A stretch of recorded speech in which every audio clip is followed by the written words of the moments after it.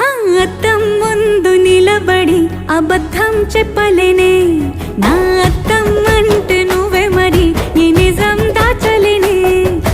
అద్దం ముందు నిలబడి అబద్ధం చెప్పలేనే, నా అద్దం అంటే నువ్వే మరి ఈ నిజం దాచలేనే.